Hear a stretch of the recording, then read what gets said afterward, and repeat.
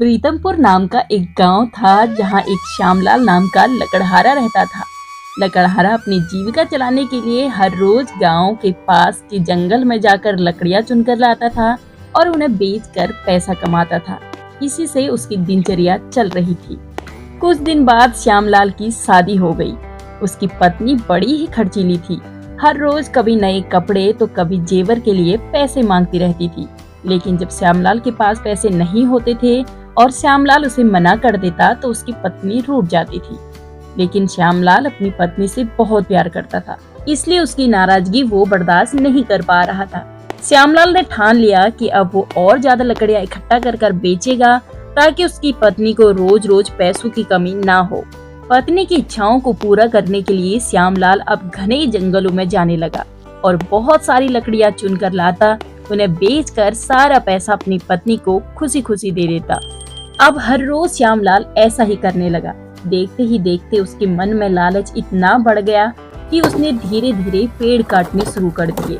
पेड़ काटने से श्यामलाल बहुत सारी लकड़ियां इकट्ठा करने लगा, जिसका उसे बहुत अच्छा दाम मिलने लगा और इन पैसों से श्यामलाल अपनी पत्नी के शौक पूरे करने लगा। अब उसका घर बहुत अच्छा चल रहा था, लेकिन इसके चलते धीरे धीरे श्यामलाल ने पैसे जुए में लगाने शुरू कर दिए। जुआ खेलने की लत श्यामलाल को ऐसी लगी कि एक दिन बहुत मोटी रकम वो जुए में हार गया। अब इस रकम को चुकाने के लिए श्यामलाल ने फैसला किया कि वो हर रोज 2 से 3 मोटे मोटे पेड़ काटेगा। जंगल जाकर जैसे ही श्यामलाल ने कुल्हाड़ी पेड़ पर चलाने की कोशिश की तो उस पेड़ की टहनी ने श्यामलाल पर हमला कर दिया। श्यामलाल को कुछ समझ नहीं आ रहा था कि ये सब क्या हो रहा है। तभी पेड़ से आवाज आई, मूर्ख, तो अपनी लालच के चक्कर में हमें काट रहा है। तूने सारे पैसे जुए में लुटा दिए और फिर उन पैसों को चुकाने के लिए तू पेड़ काट रहा है। तुझे पता है कि पेड़ कितने कीमती होते हैं?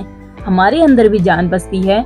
हम तुम इंसानों को जीने के लिए धूप, हवा, छाया और भूख लगने पर भूख शांत करने के लिए फल देते हैं, लेकिन तू अपने स्वार्थ के लिए हमें ही काट रहा है।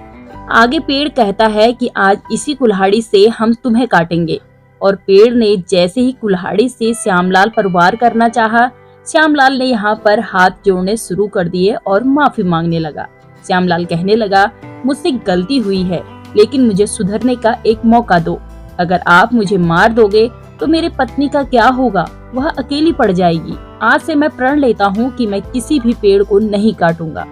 यह सब सुनकर पेड़ को भी श्यामलाल के ऊपर दया आ गई और श्यामलाल को पेड़ ने छोड़ दिया। छूटते ही श्यामलाल भागकर अपने घर चले गया और घर पहुंचकर उसने संकल्प लिया कि वो आज से पैसों का लालच नहीं करेगा। इस कहानी से हमें यह सीख मिलती है कि लालच में आकर हमें पर्यावरण के साथ खिलवाड़ नहीं करना चाहिए। हमें ऑक्सीजन पेड़ से ही मिलता है। उन्हें काटकर हम खुद अपने जीवन में संकट को ला रहे हैं। अगर आपको भी श्यामलाल की ये कहानी पसंद आई हो तो वीडियो को लाइक जरूर करें और भी बेहतरीन कहानियों के लिए चैनल को सब्सक्राइब जरूर करें।